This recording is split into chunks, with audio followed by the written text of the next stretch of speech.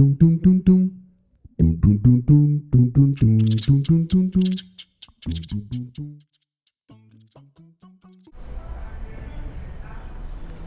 hemos empezado, ¿no? ¿Necesitas otro trago de café? No. ¿Cómo entiendo la creatividad? Desde luego no creo que sea algo relacionado con un oficio específico. No creo que la creatividad tenga gremios. Eso se llamaría destreza, veteranía, oficio. La creatividad creo que tiene que ver... Creo que se puede contemplar desde afuera y desde dentro de tu trabajo. Desde afuera, que es lo que más me interesa, creo que consiste en términos generales en poder generar algo interesante con tus condiciones reales de trabajo. No con tener una teoría de la creación que luego vas a aplicar en tu día a día, sino con poder hacer algo interesante con tus condiciones prácticas. Sí. Tanto en términos de tiempo o de condiciones de trabajo, como de herramientas más lingüísticas, más técnicas, ¿no? Creo que la creatividad tiene que ver, en definitiva, con poder convertir el accidente en una oportunidad y el imprevisto en parte del plan, en los reflejos con los que podamos reaccionar ante todo eso que no era lo que esperábamos. Lo demás sería trabajar en condiciones ideales. Eso muy de vez en cuando puede ocurrirte, pero creo que ninguna creatividad puede partir de esa expectativa tan desmesurada. Es una expectativa alta, es verdad, pero también es un ideal bastante perseguido. Es curioso, ¿no? Es como... Claro, y lo que pasa es que es un motivo también de postergamiento permanente, ¿no? Si creemos que podemos dar el 100% de nuestra creatividad, por ejemplo, en un verano de 3 meses, sin que nadie nos moleste, que como tú bien dices es lo que todos quisiéramos, y a veces intentamos, lo más probable es que aplacemos año tras año esa maldita novela, por ejemplo, ¿no? Por eso me parece como más realista tratar de generar pequeños oasis en mitad del caos que en transformar todas tus condiciones o todo lo que te rodea. Ahora, también es importante mirar menos las redes sociales. Yo me quité de Twitter para poder terminar la novela. Claro, y eso te ayuda, ¿no? Sí. Es que son una distracción tremenda. A mí me encantaba, o sea que no es que creo, ni las demonizo, ni creo que sean... Ni me parecen faltas de inteligencia, creo que eso es una falacia terrible. De hecho, los chistes más divertidos, los memes más ingeniosos, los comentarios más agudos aparecen primero ahí. O sea que al contrario, yo creo que las redes sociales son como el Volksgeist, son el espíritu del pueblo y por lo tanto está lo peor y lo mejor. Alguna vez me han dado ganas de hacer un libro sobre memes, analizando memes, es que son tremendos. Es que es la iconografía brutal que va a dejar nuestra época. Sí, desde luego. O sea que las redes son muy interesantes, pero también tienen un mecanismo adictivo, compulsivo, que son parte del problema en la hora de la gestión del tiempo, ¿no? Entonces simplemente como una decisión drástica, práctica, en un momento dado dejé de utilizarlas, pero me divertían mucho, ¿eh? Y lejos del campo de la literatura, ¿hay algún otro campo en tu vida en el que no te consideres creativo? Sí, por ejemplo, me encanta comprar los alimentos, hacer la compra, elegir la fruta, la verdura, los productos, pero luego no soy demasiado creativo cocinándolos. Como que en este caso el preparativo me resulta más creativo que el acto de creación mismo, ¿no? ¿Y qué tiene la elección de un vegetal o de un producto? No lo sé, creo que simplemente algún tipo de... Probablemente tiene que ver con que me muevo y estoy en la calle. Creo que lo que me gusta de comprar es que de algún modo uno está haciendo antropología. Sí. Cuando uno está cocinando, está seriamente haciendo algo que más o menos te mantiene la atención solo ahí, ¿no? ¿Y cuando compras no? No, creo que cuando compras te comportas más como un detective, un reportero, un observador. Hay calle. ¿Es muy de estar en casa? Sí, bastante. Quizá por eso me gusta hacer la compra. Sí, soy bastante ermitaño. Fíjate que mi vida se divide en una parte de una vida social casi obligatoria y que trato de disfrutar, ¿eh? No me quejo de ella en absoluto. De hecho, se conoce gente interesante, se tienen conversaciones como esta. Pero quiero decir, es una parte social que quieras o no, incluso cuando no tengas ganas, está ahí. Y otra parte muy de reclusión. Me parece que de hecho eso tiene mucho que ver con la esencia de la escritura. Creo que mucha gente se identificará con esto que estamos hablando, porque eh, probablemente toda persona que escriba es una ermitaña sociable. Sí. Alguien que por un lado necesita conectar con el mundo, lo necesita profunda y urgentemente, y por otro lado necesita hacerlo desde un lugar que está más o menos por fuera del mundo, ¿no? Y esa contradicción, esa especie de Jekyll, Mr. Hyde o de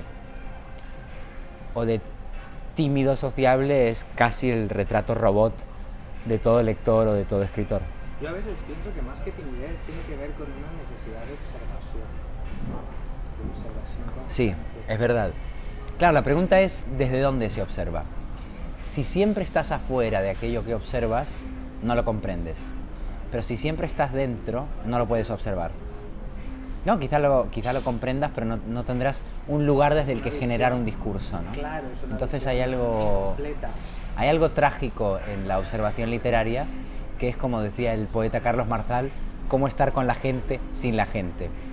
El objetivo es entender la colectividad de la que formamos parte, y por otro lado es muy difícil dentro de ese flujo generar conceptos A veces y las puntos de redes vista. permiten eso, estar con la gente sin realmente estar ahí. Es cierto. Es tremendo. Es verdad.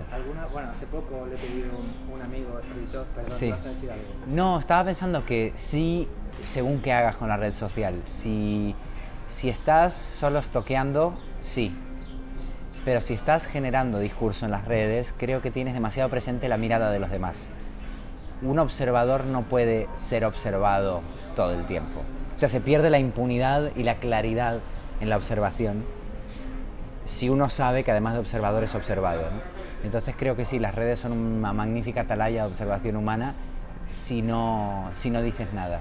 En el momento que entras en el flujo de discurso, eres una persona observada más. También, claro. Tienes Pero- que jugar así. sí. A menos de que te... Bueno, incluso detrás del anonimato, pero bueno. Claro. Se Sí, juega. eso también. El troll, el stalker y el voyeur Sí. son en realidad tres figuras que existían mucho antes de las Claro, redes. Son claro. tipos humanos Sí, que han claro. encontrado un cauce más, Un ¿no? cauce perfecto. Y son muy literarios esos personajes. Puede ser, y un coñazo también. Es que la literatura habla también de los coñazos de la vida. Oye, ¿por qué decidiste escribir? ¿Por qué un día dijiste yo a la literatura a tope? Yo no creo que sea una decisión, no lo sentí como tal. ¿No? Supongo que tomé muchas decisiones derivadas más bien de ese deseo. Creo que es un deseo, una vocación, que te lleva o no a tomar decisiones que tienen que ver con intentar cumplirla y respetarla. Pero el reconocimiento primero de la pasión literaria en mí no fue para nada volitivo. Fue como entender que tengo dos piernas. No, natural. Fue como entender que tenía dos piernas. ¿Y sabes cómo fue? ¿En qué momento de tu vida? ¿Cómo se produjo? Poco a poco durante la infancia fui viendo que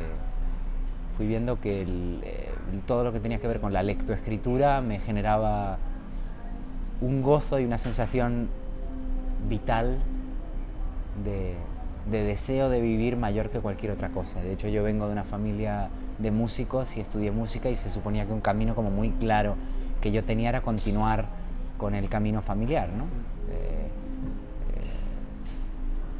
Tenía todo, digamos, para continuar los pasos de mis padres en el terreno musical.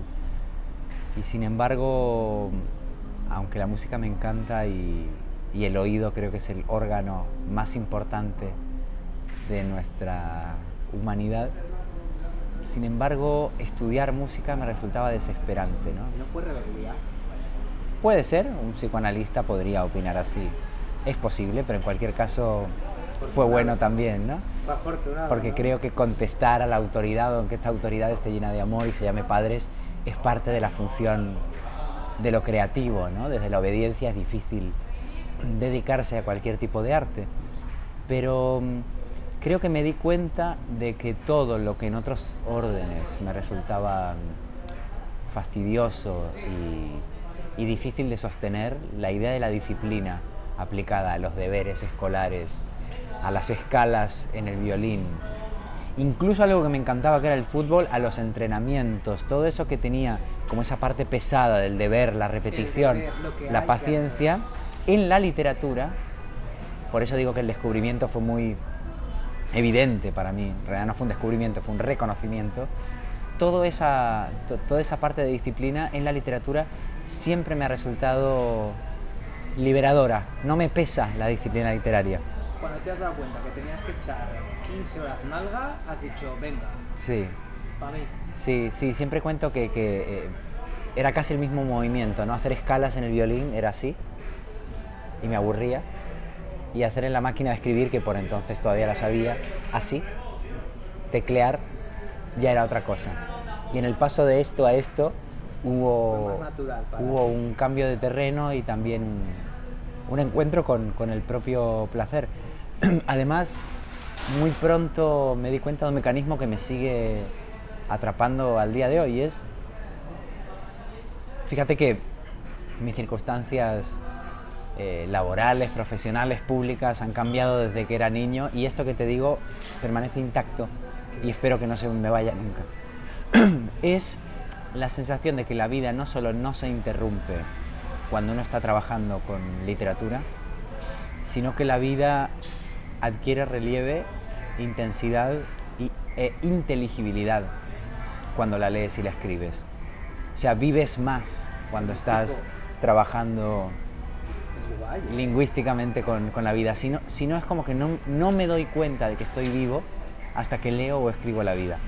Entonces ese mecanismo es incluso más adictivo que Twitter. Porque es una especie de certeza filosófica, si quieres, que me... de sentido total. Sí, totalmente. Es un marco de sentido que hace imposible pensarse fuera de él. Y así como ignorarlo, así como no hacerlo. Fuera de él está algo peor que la muerte, está la inercia. Wow. Qué bonito esto que has dicho, me gustó. Ahora una pregunta un poco más complicada, porque... ¿Más todavía? Las entrevistas, bueno, con las entrevistas que he leído, he escuchado y tal, creo que no eres ese tipo de escritor, pero me voy a atrever a preguntarlo. A ver. Si puedes sistematizar tu proceso creativo, ¿cómo sería? No creo en los sistemas. Creo, o mejor dicho, creo en los sistemas a posteriori. Puedo contar minuciosamente cómo fue el trabajo en un libro determinado, pero no cómo va a ser el siguiente. Mi ideal creativo tiene que ver con que cada libro genere su método y su proceso. No es hacer siempre lo mismo, es ver qué necesita este libro de mí, qué tipo de herramientas. Como mudar de método cada vez. Sí. Y en esa mudanza en realidad lo que estás haciendo es un descubrimiento, no es una mudanza en realidad. Exacto. En realidad es la construcción de una casa, más que Sí. No es mudarse de una casa a otra que ya existe, sino decidir una casa desde sus planos. Es como si me preguntaras cómo se hace una casa. ¿Qué tipo de qué estamos hablando? ¿De un rascacielos o de una choza? ¿No? Cada una tendrá su técnica, ¿no? Pero es que además en este caso son modelos de casa que muchas veces no has visto nunca. Y no hay ni siquiera una, dos, tres cosas que se repitan, que se parezcan. Hay patrones comunes que he ido descubriendo que son muy generales. ¿Como cuáles? Pero de nuevo depende de si hablamos de una novela, de un libro de poemas. Género. En parte depende del género, creo, ¿no?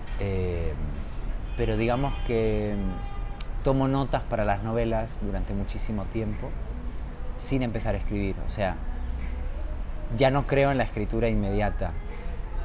Sí, cuando era más jovencito, sí. Confundía el impulso con la idea. Entonces sí, tenía un deseo muy grande de escribir. No me parecía tan importante no tener un punto de partida sólido. Escribía. Tiene que ver con la ansiedad, claro. Tiene que ver con la ansiedad juvenil, ¿no? Y está bien que así sea, ¿no? No hay que forzar los procesos. Cada edad tiene también sus modos, sus impulsos, sus virtudes. También en la juventud hay un ardor y una energía valiosísimos que a lo mejor en otras edades no hay. Entonces está bien que fuera así en su momento, pero ahora ya no lo es.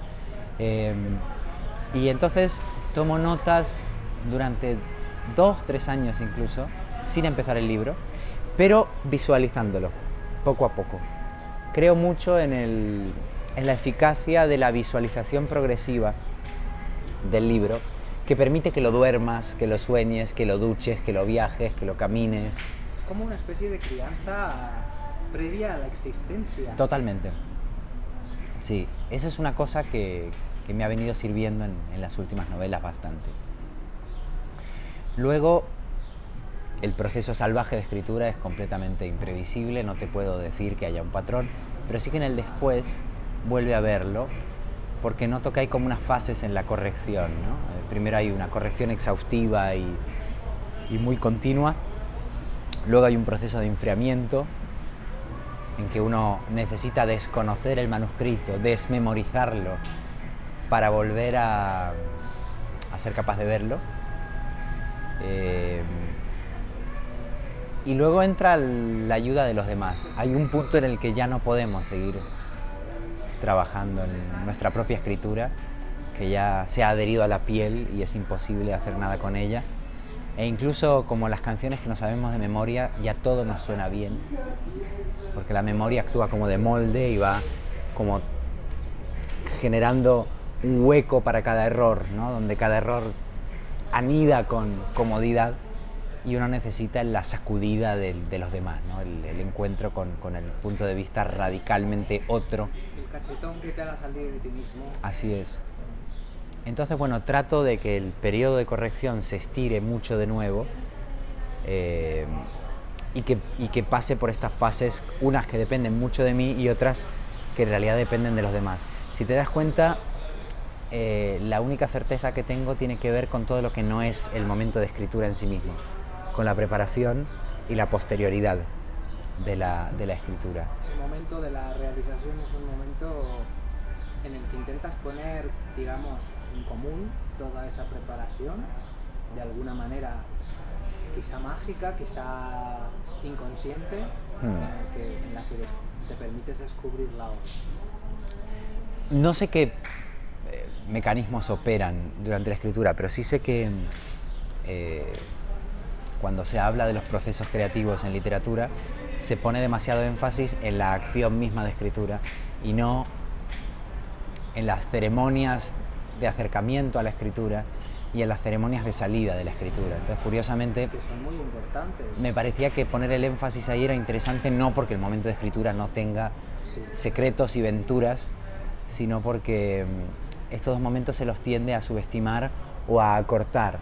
Es como, bueno, ponte a escribir cuanto antes, error número 1, y bueno, ya tienes el manuscrito, la mayor parte del trabajo está, error número 2. Y curiosamente diría que en el mejor de los casos la escritura es un tercio del trabajo. Vale, estoy de acuerdo. Esto parece como una obviedad, pero no creo que se ponga demasiado hincapié en ello a la hora de hablar de la escritura. Como que todo se enfoca a las técnicas concretas que tienen que ver con cómo construir un texto y parece que lo demás, lo que está antes y después, fuesen simplemente como espacios de silencio, ¿no? Es curioso lo que me dices sobre la necesidad de la otra persona, de los otros, para acabar con ese proceso de revisión, Sí. porque, bueno, siempre he creído que necesitamos formarnos a tal punto que podamos defendernos solos, que no necesitemos a los demás. Eso es imposible. Y entiendo que hay cierto punto en el que es necesario para que luego tú puedas desarrollar la obra hasta cierto punto, pero luego esta otra cachetada siempre hace falta, ¿no? La autosuficiencia es una quimera, en el fondo, autodestructiva. Creo que una cosa es la independencia de criterio, el poder trabajar con la propia soledad, que es la base de la lectoescritura. Si alguien teme a su propia soledad, no puede trabajar con la literatura, es evidente, pero no hay peligro, porque nadie que de verdad no disfrute de la soledad se pone horas con un libro en silencio. O sea que de entrada no es posible que se dé el caso, ¿no? Pero una cosa es que nos guste nuestra soledad o que la soledad sea un idioma que nos guste aprender a hablar. Y otra cosa es que ignoremos que existen otros idiomas que están en boca de otra gente y que el encuentro entre el idioma propio y el idioma ajeno genera una especie de lingua franca que va a ser en la que se mueva el libro resultante, ¿no? Además creo que si hablamos de publicar, que no es necesario publicar. El deseo de escritura va más allá de eso, ¿no? Pero si estamos hablando de publicar, entonces me parece evidente que Claro, simular la aparición del punto de vista ajeno antes de que se produzca el momento real, práctico de publicación, te vas a llevar un chasco. no es más que adelantarse a problemas que te van a surgir si has querido escribir en completo aislamiento para descubrir demasiado tarde cosas que hubiera sido útil conversar con tus pares, con tus amigos, etc. Mira, estas ideas me llamaron la atención. A ver. Tengo un método cavernícola que consiste en escribir siempre que puedo, todo lo que puedo y hasta caer rendido. Hablando del método creativo. Es que no hay que darle tantas vueltas, ¿no? Creo que tiene que ver con el carácter de cada cual, ¿no? Hay gente que tiene una disciplina muy sistemática, muy rutinas de repetición, ¿no? Se levantan a la misma hora, tienen el ciclo circadiano muy bien, nunca tienen jet lag, nunca tienen insomnio, pero a los que somos, digamos, de natural desordenados, no en los objetos, no en las cosas. Soy una persona extremadamente ordenada porque tengo muy pocas cosas. Pero en cuanto al ritmo vital, soy muy desordenado. Entonces no me sirve plantearme voy a escribir de lunes a jueves de 8 a 2, porque no consigo acostarme y levantarme a la misma hora 2 días seguidos, ¿no? En algún momento escuché que no eres muy mañanero. No, me cuesta. Por trabajo muchas veces cuando estoy viajando y haciendo la otra parte de mi vida que tiene que ver con dar clase, tomar aviones, etcétera, a veces madrugo y mucho, pero siempre con un cierto margen de obligación y de sufrimiento. Me cuesta mucho madrugar, así que cuando estoy en casa trabajando en esas condiciones ideales que no siempre se producen, como decíamos antes, tiendo a empezar a trabajar mucho después de la hora del almuerzo. Después de alimentarme y de abusar del café, es el momento del subidón.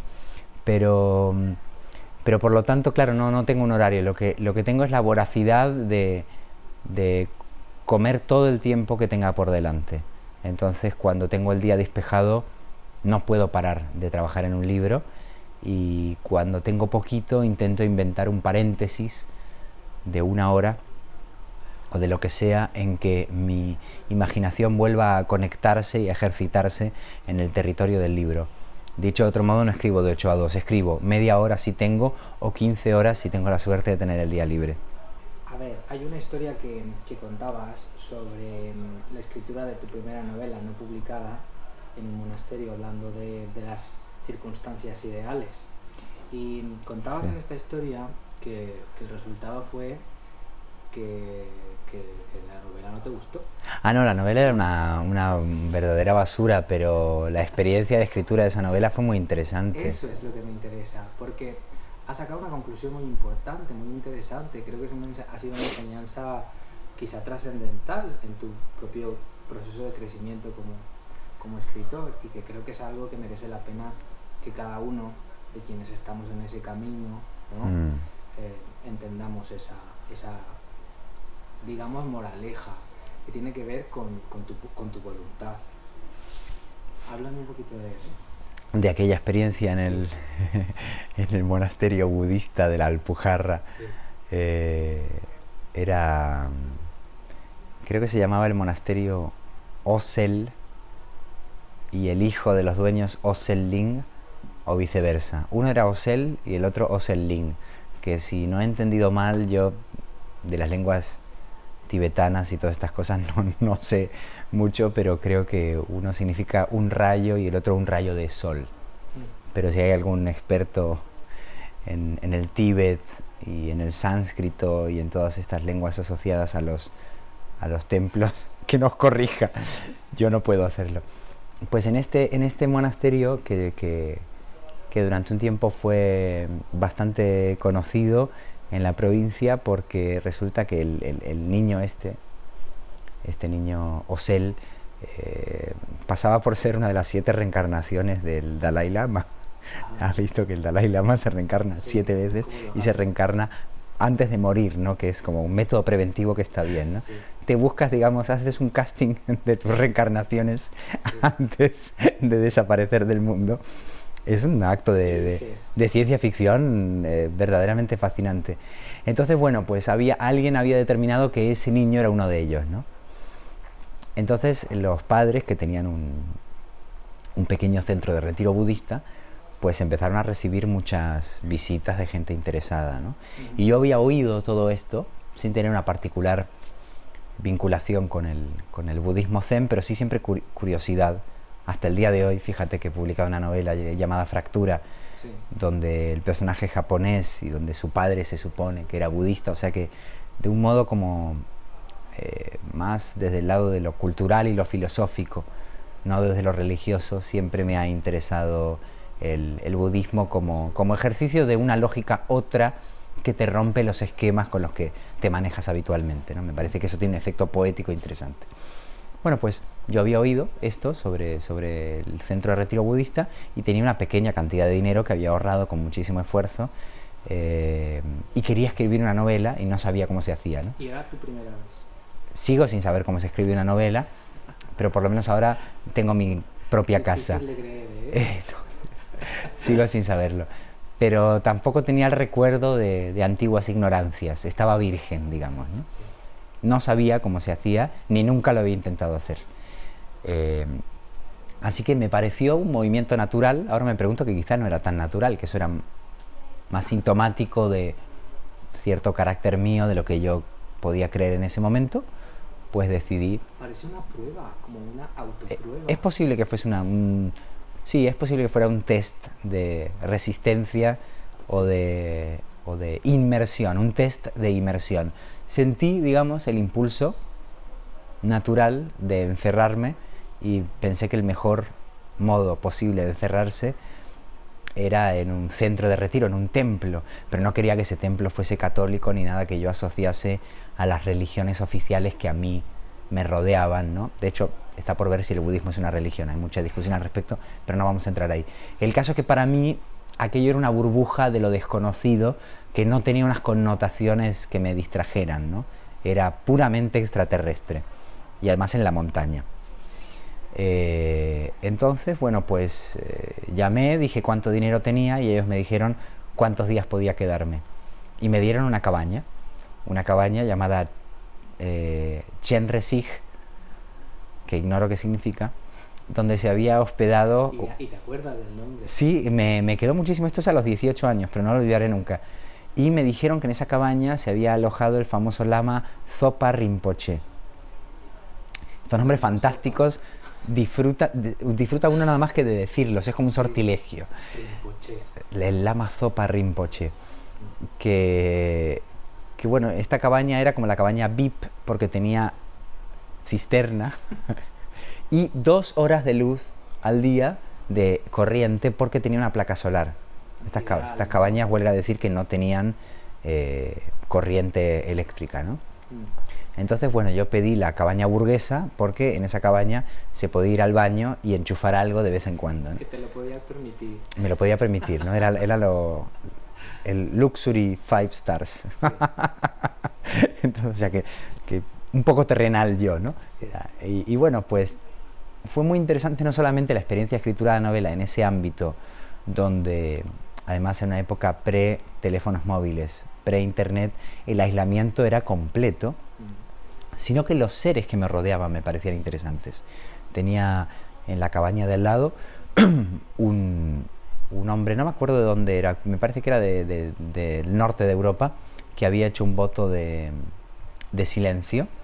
Me pareció interesante que hubiese un aprendiz de novelista junto a alguien que tenía un voto de silencio. Me parecía que había algún tipo de relación entre la disciplina de la palabra y la disciplina del silencio. Entonces nos cruzábamos a veces por los caminos de la montaña y yo le daba los buenos días, good morning, y él me decía, porque él era simpático y cordial, era solamente que había decidido no hablar nunca más.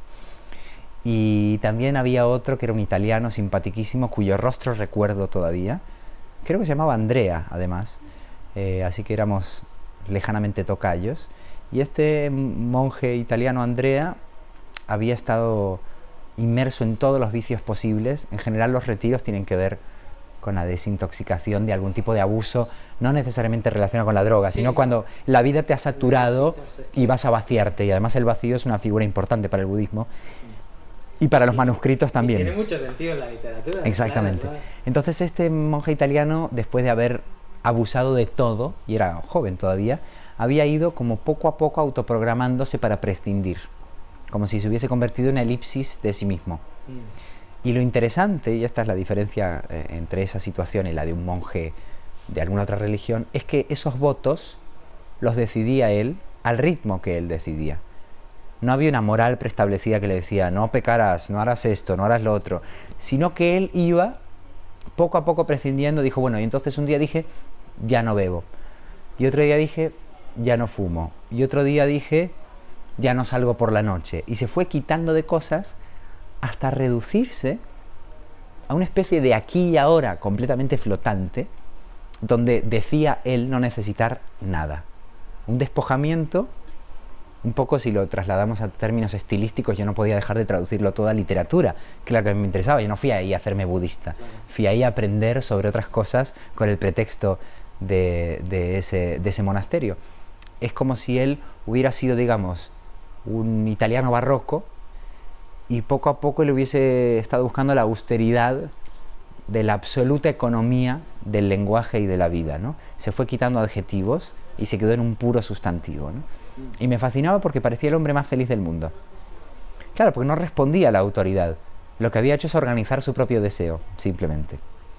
Y así fui conociendo a todos los personajes. Te podría hablar una hora de eso, de cada uno de los que estaban allí y por qué estaban allí. Y yo, por supuesto, era el único que se le había ocurrido ir a escribir una novela allí, ¿no? De hecho, al principio no lo dije porque me daba vergüenza, y cuando conté para qué estaba ahí me miraban. Era el más alienígena entre los alienígenas, ¿no? ¿Cómo se te ha ocurrido venir aquí a escribir una novela, ¿no? Y fui muy feliz. Me escapé una sola vez porque no aguanté y me fui a ver a la que por entonces era una novia que tenía y que sigue siendo amiga mía, Ana.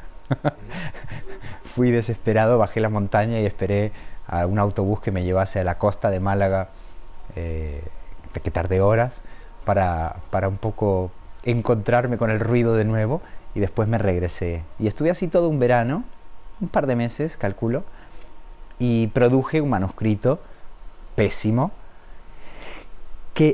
cuyo texto, aunque no valiese, me había servido, como tú bien dices, de prueba de hasta qué punto yo podía, quizás como este monje italiano, sacrificarlo todo por escribir una novela. Yo ahora comprendo que lo que hice fue simplemente suspender todo lo que no fuese escritura, voluntariamente, y no vivirlo en forma de sacrificio, sino de aventura.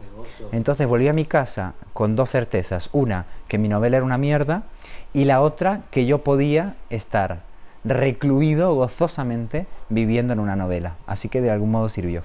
Un gran acto de voluntad y un gran aprendizaje, desde luego. Nos resistimos mucho, te lo digo yo, que llevo 8 años hablando con alumnos que me llegan con novelas de 250 páginas, claro, y que creen que es su obra maestra. Y ahora explícales, ¿no? Claro. Sí. Es que a veces un libro malo es la primera piedra para el siguiente libro bueno. Es decir, no se puede eliminar el error de la trayectoria del acierto. Totalmente. O sea, yo dudo mucho que hubiese escrito Bariloche, que fue el siguiente intento. Que bueno, tendrá supongo sus limitaciones, sus defectos, como todos los libros. No, como todos los libros que he escrito. Como todos los libros que he escrito. Pero que creo que no es una mala primera novela. Y creo que esa primera novela está sostenida sobre la experiencia fallida pero placentera de aquella novelita de monasterio. Esto me lleva inevitablemente a esta otra frase que me pareció magnífica. La novela es más un arte de insistencia proletaria. Una frase que has... La insistencia proletaria. Sí, que has pronunciado en una de las tantas entrevistas que te hace. Me parece que es eso, es ese acto, ¿no? De resistir quizá a ti mismo, quizá a la posibilidad de que no puedas, de que no seas capaz, ¿no? Sí, creo que todo proyecto de largo aliento, sea cual sea, novela, tesis doctoral, diseño arquitectónico de un edificio, todo lo que te compromete a largo plazo, matrimonio, lo que sea, que digamos comprometa tus certezas con respecto al futuro, aunque luego se incumplan, creo que nos ponen al borde de nuestras capacidades y de nuestros límites. Y todo lo que de algún modo desafía la idea de tus capacidades, me parece que es enriquecedor estéticamente, ¿no? Intentar hacer lo que uno cree que no puede hacer, me parece que más allá del resultado, resetea tus capacidades. No te hablo tanto de este discurso deportivo que puede ser hasta un poco reaccionario del tú puedes, ¿no? Esta cosa de Nike, porque a veces no podemos. No se trata de convencer a todo el mundo de que puede hacer lo que no puede hacer. No voy en esa dirección de la utopía del superhéroe, que no es más que el camino de la frustración, ¿no? Sí. Tú puedes batir el récord mundial, por supuesto que no. Por supuesto que no lo vas a batir. Yo no puedo batir ningún récord mundial. Y si lo intento y me pongo unas Nike, tampoco. Entonces, no hablo tanto de poder lo que no se puede, sino de que cuando uno se pone una misión completamente disparatada, que cree que te va a poner al límite de tus fuerzas, ahí hay una especie de ejercicio de autoconocimiento que es imposible si uno se pone, digamos, metas como más razonables. Entonces, en ese fracaso de lo imposible, porque va a ser un fracaso, uno de algún modo se autorretrata de manera más amplia y descubre en el camino capacidades que no sabía que tenía, aun cuando esa misión fracase. Claro. Entonces, en el no poder hay una especie de proyecto de la voluntad. Y entonces creo que en ese sentido sí, la voluntad va al gimnasio poniéndose misiones imposibles, pero hay que aceptar la posibilidad del fracaso. Porque si no es esta cosa de la autoayuda barata, ¿no? De claro. Querer es poder. No. Querer es un poder. El poder del deseo. Pero eso no quiere decir que la misión se pueda ejecutar con éxito. Es simplemente poder ejercitar la elasticidad de ese deseo, y una novela es un deseo elástico y montañoso. Yo me quedaría hablando aquí contigo mucho más tiempo porque es un placer, y además para mí es importante porque te descubrí, recién llegué a España y entendí que había muchos ecos entre tu forma de hacer literatura y lo que a mí me gusta en la literatura. Bien. Y mi propia forma de hacer literatura, así que para mí es una gozada. No te entretengo más porque te tienes que ir, te agradezco un montón tu tiempo. Y para acabar, claro que sí. Si tuvieras que decirlo, pudieras decirle algo a Andrés Neumann de hace 20 años, ¿qué le dirías? Fíjate que cuando uno se encuentra con escritores jóvenes de esa edad, todo el tiempo nos hacemos esa pregunta, ¿no? Detesto el paternalismo y hay algo profundamente dañino, tóxico en la gente que va cumpliendo años y va olvidando cómo fue de joven, y eso genera un paternalismo completamente insoportable. Cuando era joven me sentí rodeado, ¿no?, de esas actitudes, a veces desde el lado de la represión, a veces desde esta otra actitud perdonavidas, a veces desde la falta de atención, pero digamos que el aspirante joven a lo que sea está sometido a un montón de tensiones internas y externas. Las internas que tienen que ver con la propia ansiedad, con el propio deseo, con la angustia de intentar llegar a algún sitio que ni siquiera sabes cuál es, con todo, digamos, esa acumulación de deseos más o menos por cumplir, y externas porque tiene que ver con todo este sistema como de adoctrinamiento de la juventud. Hay como esta costumbre de regañar al joven, ¿no?, de llamarle la atención, esta especie de policía generacional que trata de lanzar este mensaje de tú no entiendes pero ya entenderás. Bueno, esa actitud la detesto, la detestaba de joven, y me he jurado a mí mismo que por muchos años que cumpla no puedo caer en eso, porque recuerdo lo mucho que me molestaba cuando tenía 20 años. Entonces, retomando tu pregunta, si yo me encontrase con el Andresito de esa edad, que no es más que un reflejo de todos los muchachos y muchachas que me encuentro de esa edad, que son aspirantes a escritores, rápidamente me hago esta pregunta, ¿no? ¿Qué hubiera necesitado yo? Aparte de condescendencia, paternalismo, desconfianza, ¿no? ¿Qué le dirías? Primero, no te sientas culpable de la ansiedad. La juventud es ansiosa.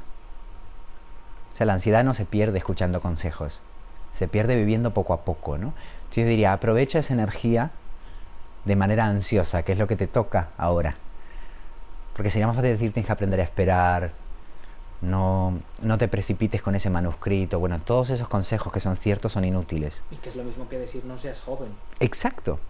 Yo me precipitaba y estaba ansioso y me equivocaba. Eso es lo que tiene que hacer un joven. Entonces, primero no te sientas culpable de ser joven. No hay que pedir disculpas. Sería tan estúpido como sentirse orgulloso de tener 40 años. No tiene mérito. Va pasando el tiempo y se van acumulando. No es que me he ganado mis 40 años. Ha ido ocurriendo, ¿no? Entonces, primero sacarse esa cosa del complejo de ay, soy demasiado joven. Bueno, ¿y qué? ¿Qué es lo mejor que puedes hacer ahora con esta edad? A lo mejor cuando tengas 50 tendrás menos ansiedad, tendrás más equilibrio y a lo mejor habrás perdido deseo, energía, ganas de aprender. Creo que todas las edades, digamos, ganan y pierden cosas, pero no jerarquizaría una edad sobre otra, ¿no? Lo segundo es que no se te caiga la tradición encima. Creo muy importante estudiar y recuerdo haber sido un joven muy estudioso. O sea que no digo no leas, no aprendas, ¿no? Eso es suicidio, ¿no? Sino que precisamente cuando somos demasiado estudiosos o veneramos mucho a los grandes, que entendemos que son nuestros maestros, podemos caer en una sensación como de vivir abrumados por el peso de la responsabilidad de estar a la altura de nuestros maestros, que es algo que nunca podremos, ¿no? Entonces, claro, una actitud muy universitaria, sobre todo si estudias una carrera de letras, es el exceso de conciencia de la importancia de la tradición y de los maestros, que en lugar de un estímulo se convierte en una responsabilidad. Y creo que la escritura tiene que ver con el desprejuicio, con la aventura, con la travesura, con la subversión. Claro, si esto lo haces como un indocumentado que nunca ha leído a los maestros de la subversión, de la insumisión, pues lo que escribas carecerá de sentido. Pero si te sientes en la obligación de hacer una reverencia a cada página de Góngora y piensas, ¿cómo voy a escribir yo un poema largo si todavía no he leído El cementerio marino de Paul Valéry? ¿Cómo voy a escribir yo una novela de cierta extensión si me quedan un par de Tolstoy por leer? Claro, si uno razona así, la cultura literaria se vuelve paralizante. Entonces el segundo consejo sería que tu biblioteca sea una pértiga y no un peso, una mochila sobre los hombros, ¿no? La biblioteca está para escalarla y tirarse al vacío, ¿no? Y luego que no... Bueno, que no se acepte esta especie de orden que se le da a la juventud de ponte a la cola. Esto es algo que recuerdo con mucha claridad. Como ahora peino canas, nadie me lo dice. Pero recuerdo la sensación de que yo empecé muy joven a escribir y a publicar. Bien o mal, empecé joven, no sé, ocurrió así, ¿no? No digo ni siquiera que lo mereciera, pero fue ocurriendo así, ¿no? Entonces me recuerdo teniendo la edad de los hijos y a veces hasta nietos de mis colegas, de mis supuestos pares, ¿no? Y la idea era, tú a la cola, que llevamos aquí más tiempo que tú, ¿no? Y ese efecto de represión, en el fondo, que no tenía nada que ver ni con la calidad literaria, ni con lo que estábamos escribiendo, sino una especie de ley de la selva, no me gusta. Me parece además un mal modelo de comunicación intergeneracional. Me parece que una de las taras claras que tiene nuestra manera de agruparnos colectivamente es que estamos volviendo una teoría casi decimonónica de lo generacional. Están los millennials, los X, los no sé qué, ahora ya las redes sociales, que son todas jovencísimas, de pronto se organizan por... O sea, en menos de una década ya está clara cuáles son las redes sociales de cada generación. Claro, si seguimos subdividiendo así, acabaremos diciendo, no, no, esos son de los de marzo del 83, nosotros somos de abril del 83, no podemos comunicarnos, ¿no? Entonces, claro, la subdivisión, ¿hasta dónde va a seguir? Entonces creo que muchas veces lo creativo tiene que ver con lo contrario, ¿no? Con unir espacios, tiempos y generaciones que en teoría están alejados. Pero para eso hace falta una actitud, por supuesto, por un lado, de curiosidad y respeto del joven hacia el mayor, pero también, que es lo que a veces falta, Lo que no hay. una actitud de escucha, de comprensión y de cariño hacia el que está empezando, que no tenga que ver con el ejercicio de la autoridad, de la jerarquía y de la represión del deseo incontenible juvenil, ¿no? Entonces, esas serían como las tres cosas, ¿no? No te sientas culpable de tu ansiedad juvenil, porque para eso tienes 20 años. Joder, ¿cómo te vas a comportar como un anciano de 20 años, ¿no? Que la biblioteca no te pese, sino que sea un avión en el que volar, ¿no? Y no toleres más de la cuenta los abusos de autoridad y de poder de tus supuestos mayores, que a veces son simplemente gente canosa y asustada, igual que tú. Muy bien, gracias Andrés, muchas gracias. Sí, un placer. Oye, yo te he traído, es una tontería, pero te he traído algo pensando que te gustaba. ¡Hostias! ¡Oh! ¡Pero qué maravilla! Bueno, pues no sé si es tu favorito. Bueno, a mí es difícil que un chocolate no me guste, ¿eh? O sea que... A ti. Oye, muchísimas gracias. A ti, Andrés, a ti. Muchas gracias.